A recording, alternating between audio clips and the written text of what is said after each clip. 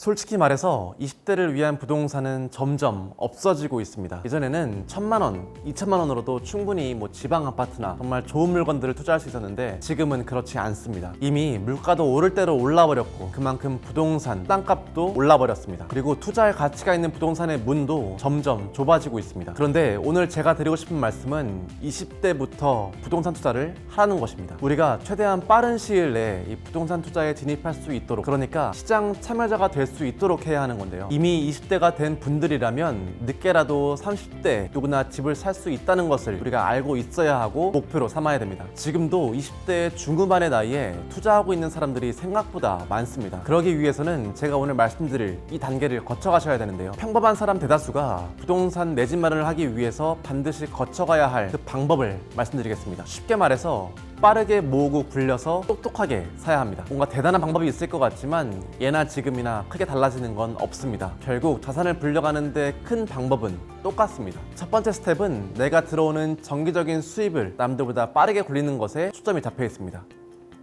스텝 1은 두 가지인데요. 하나는 예금, 적금에서 빨리 탈출해야 합니다. 월급으로 여러분들이 돈이 들어왔을 때 예적금을 통해서 돈을 모아두고 계시죠. 그런데 예금, 적금으로 우리가 자산을 불려가거나 부자가 되기는 불가능합니다. 예금, 적금이 아니라 돈이 들어온다면 이 주된 수입원을 CME 통장이나 ISA 계좌, 청년 도약 계좌와 같은 더 이율이 높고 더 빠른 속도로 우리가 돈을 모아갈 수 있는 방법을 적극적으로 활용해야 됩니다. 예를 들어 물론 적금의 한 종류이긴 하지만 청년 도약 계좌를 제가 추천하는 이유는 정부에서 빵빵하게 밀어주는 사업이기 때문입니다. 청년 도약 계좌는 60개월 동안 매월 70만 원 이내 한도에서 자유롭게 납입을 한다고 하면 매월 최대 6%, 보통 5% 이내의 이자율을 가져갈 수 있고요. 거기에 정부 기여금은 월 3에서 6%까지 주어지고 또 게다가 이렇게 금융상품에서 수익이 났을 때 내야 되는 이자 소득마저 모두 비과세됩니다. 이런 식으로 단순히 그냥 은행에서 팔고 있는 예금, 적금을 이용하는 것보다 조금만 알아보면 알 수 있는 정책 혹은 더 이율이 높은 상품들을 가입하는 게 훨씬 더 이 자산의 속도를 빠르게 불리는데 조금이라도 유리하다는 거죠. 그리고 두 번째는 이와 동시에 투자 공부를 같이 해야 합니다. 내가 1,000만 원, 2천만 원을 모으고 난 다음에 투자를 시작하면 늦고요. 지금 바로 돈을 모아간과 동시에 부동산 공부를 시작해야 합니다. 처음에는 유튜브나 무료 세미나를 들어보시다가 강의도 몇 개 들어보시고 하는 겁니다. 이러한 공부가 나중에 정말 내가 투자를 해야 할 시기가 왔을 때 과감하게 결정할 수 있는 겁니다. 이미 돈이 있는 상태에서 공부를 하다 보면 고민만 깊어지고 행동하기 점점 어려워집니다. 그러면서 타이밍을 놓치고 투자와 거리가 멀어지죠. 특히 주변에서 소액 부동산 투자에 대해서 물어보시는 분들이 많습니다. 그런데 이런 질문을 들을 때마다 당장 부동산 투자를 시작하기가 어려운 마음가짐인 분들을 많이 만나게 됩니다. 이런 분들은 부동산의 방향이 안 잡혀 있어서 투자 결정을 하더라도 물건을 오래 가져가지 못하고 수익률도 적습니다. 두 번째 방법은 좋은 직장에 들어가는 것입니다. 좋은 직장에 들어간다는 말은 단순히 연봉을 높이는 데만 있지 않습니다. 좋은 직장은 대출도 더 원활하게 나오고 또 사내 대출과 같이 내가 융통할 수 있는 신용과 자본이 높아지게 됩니다. 그리고 또 좋은 직장이라고 하면은 아무래도 복지가 더 좋겠죠. 그래서 내가 생활하는 데 투입되는 비용이 줄어듭니다. 복지 포인트나 이후에 결혼을 할 때도, 그리고 자녀를 양육하는 데 들어가는 비용 등이 확실히 더 줄어들 수 있습니다. 대부분 지금 30대 후반에서 40대가 부동산 투자에 더 적극적으로 임하고 있습니다. 현장에서 그분들의 직업을 여쭤보면 전문직도 있고 또 지방에서 조그맣게 사업이나 자영업을 하고 계신 분들이 분명 계시지만 이 직장인분들 중에서는 우리가 다 알 법한 직장에 다니시는 분들이 매우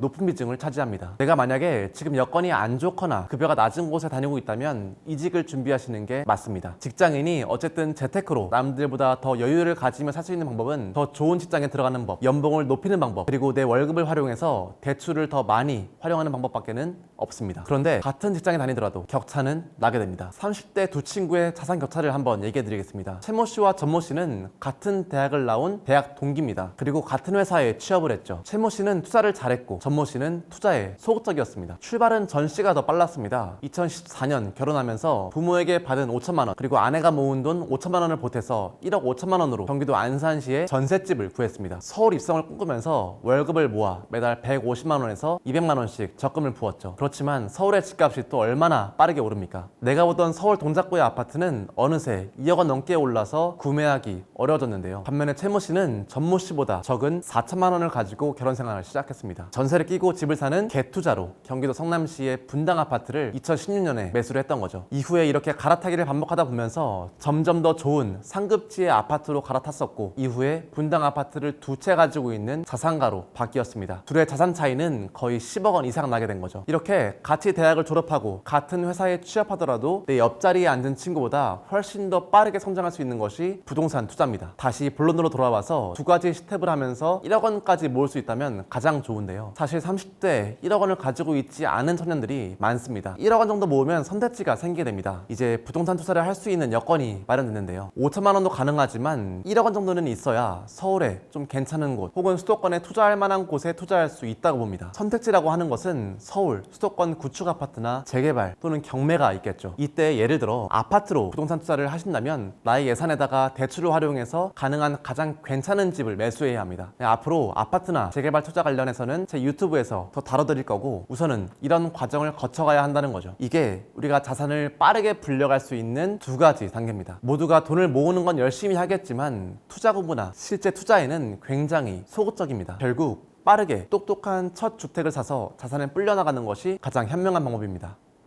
마지막으로 이 과정에서 주의드릴 점 두 가지가 있습니다. 첫 번째는 주거비로 돈 낭비를 하지 말자입니다. 돈이 어느 정도 모이게 되면 혼자 살고 싶은 욕망이 슬슬 올라옵니다. 그렇게 가지고 있는 돈으로 전세나 월세를 살죠. 또 누군가는 전세자금 대출을 받아서 더 좋은 집에 거주하려고도 합니다. 직장이 너무 멀어서 혹은 정말 어쩔 수 없이 독립을 해야 하는 경우를 제외하고는 저는 돈을 모을 때까지는 최대한 독립하지 말라는 말씀을 드리고 있습니다. 왜냐하면 이 독립해보신 분들은 아시겠지만 비용이 많이 들거니와 또 주거비로 빠지는 금액이 생각보다 크거든요. 그래서 돈을 모으기가 점점 더 힘들어집니다. 두 번째는 투자를 하려고 마음먹은 사람들에게 드리고 싶은 말씀인데요. 처음부터 좋은 집을 사는 건 불가능합니다. 반포, 강남, 잠실, 마포 모두가 다 좋아하는 곳은 신축 아파트뿐만 아니라 구축 아파트도 모두 비쌉니다. 그렇지만 지금은 아니더라도 우리가 언젠가 이 정도의 급지에 도달할 수 있습니다. 강남과 반포는 점차 이제 그들만의 세계로 가고 있긴 하지만 그 외의 지역들은 저는 아직도 기회가 있다고 보는데요. 결국 처음부터 좋은 집을 매수하는 사람은 극소수고 계단식으로 우리가 올라가야 됩니다. 최근에 제가 한남뉴타운에 다녀왔는데 매수자분들의 연령대가 생각보다 젊으십니다. 그런 분들 대부분 주택을 현재 보유하고 계신 분들이었습니다. 예를 들어 송파나